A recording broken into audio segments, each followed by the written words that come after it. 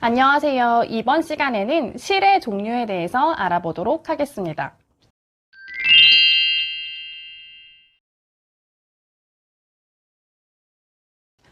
실도 원단과 마찬가지로 재질에 따라 용도에 따라 분류하기가 참 다양해서 체계적으로 나누기에는 한계가 좀 있어요.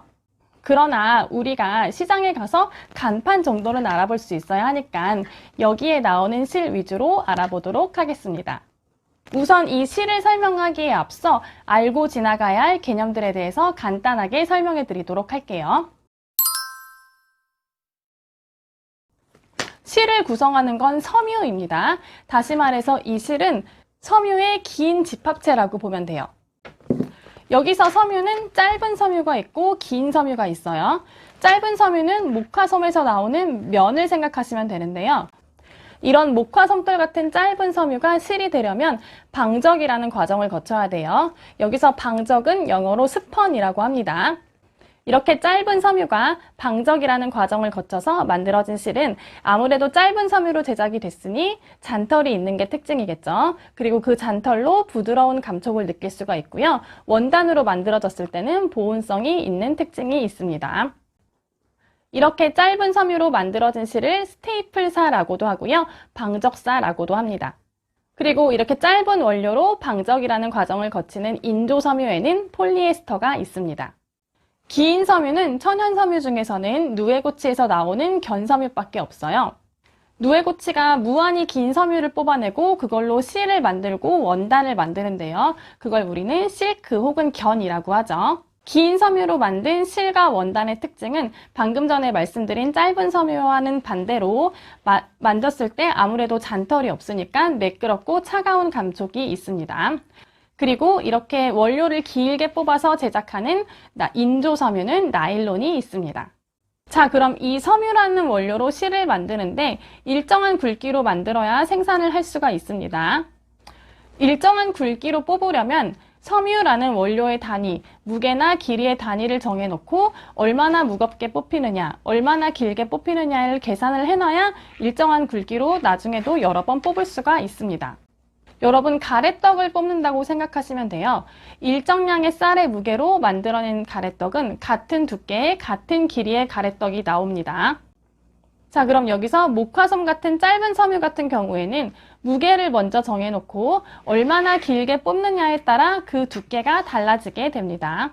그리고 긴 섬유, 필라멘트사 같은 경우에는 이미 원료가 길게 뽑혀져 나오니까 이 원료의 길이를 먼저 정해놓고 나중에 실로 만들어졌을 때 몇 그램, 몇 킬로 나오느냐에 따라 실의 두께가 달라지게 되겠죠. 이렇게 섬유의 무게를 먼저 정해놓고 실의 길이를 계산하는 거를 항중식이라고 하고요. 섬유의 길이를 먼저 정해놓고 실의 무게를 계산하는 거를 항장식이라고 합니다. 면의 원료인 목화솜 같은 경우에는 짧은 섬유이기 때문에 긴 섬유처럼 길이를 먼저 정하는 게 아니라 무게를 먼저 정해놓고 목화솜의 무게를 먼저 정해놓고 나중에 실의 길이를 계산하는 게 편하겠죠.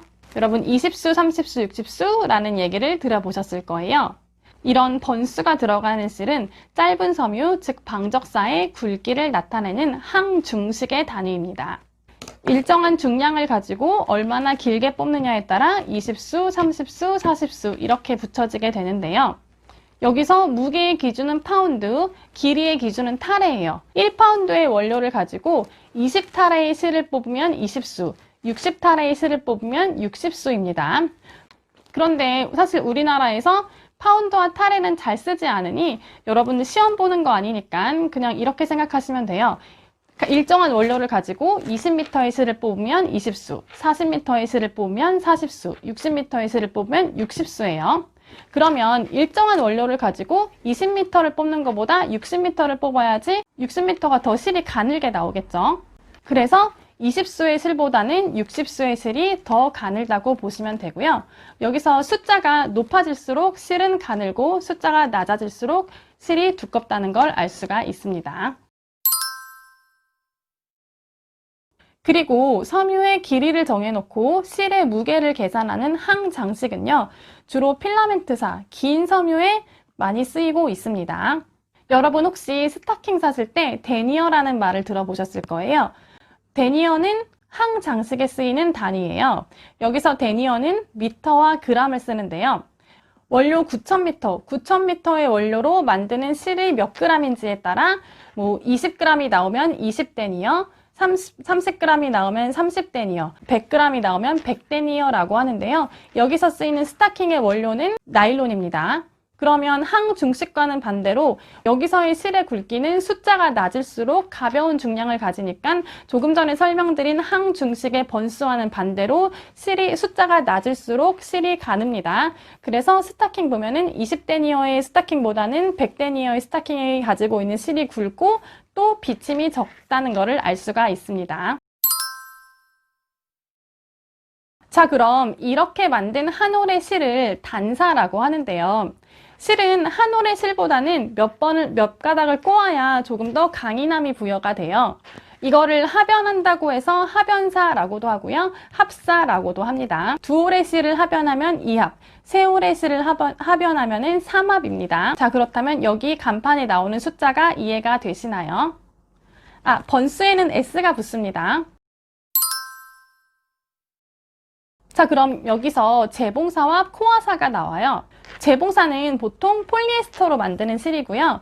보통 재봉사는 60수 3합, 40수 2합 이렇게 많이 쓰는데요. 아무래도 가늘게 뽑고 많은 가닥을 꼬는 실이 조금 더 공정이 많이 나가겠죠. 그래서 60수 3합이 40수 2합보다는 비쌉니다. 그리고 코화사라는 거는 코어라는 건 핵, 중심, 심지를 뜻해요.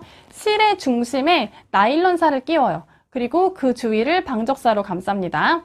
중심에 나일론사를 끼웠기 때문에 실이 강인하고요. 그리고 나일론만이 가지고 있는 그 탄성으로 봉제를 할 때 퍼커링이 적다는 특징을 가지고 있고요. 그리고 좀 봉제했을 때 외관이 좀 광택이 있어요.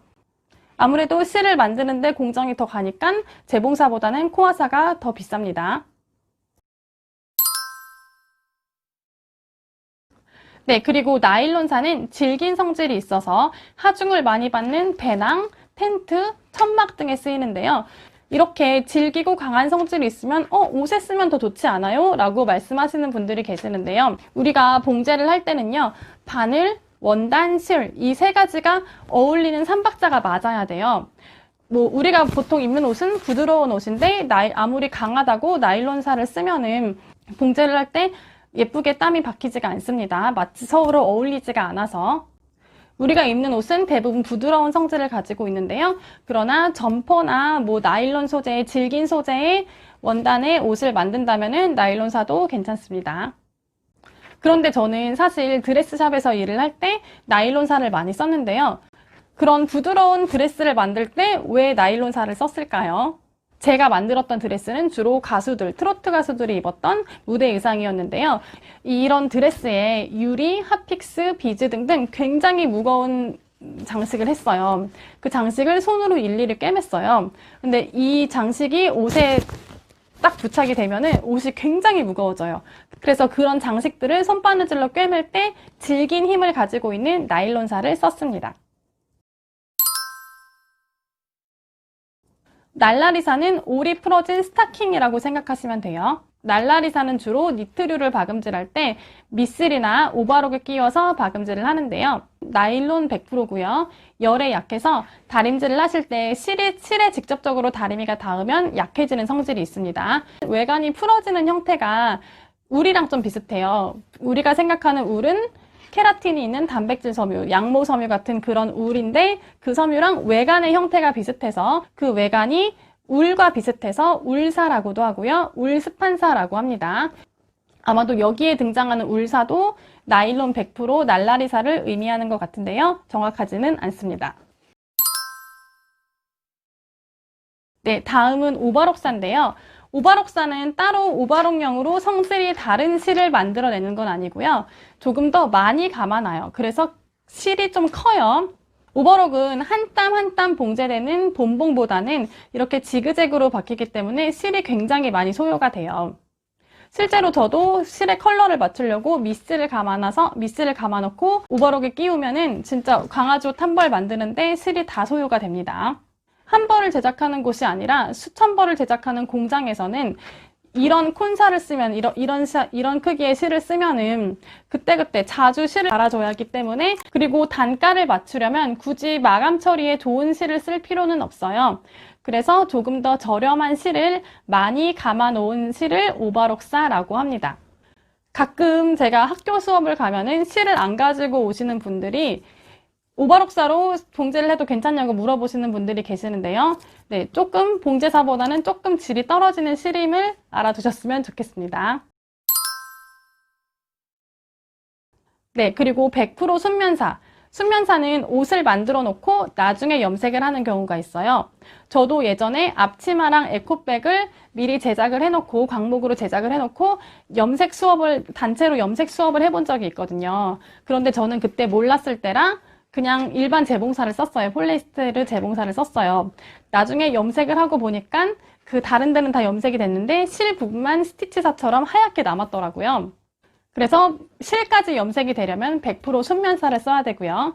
네, 이렇게 면사는 후염, 생지로 아이템을 먼저 제작을 해놓고 나중에 염색을 할 때 그 실까지 염색이 되라고 만드는 실입니다.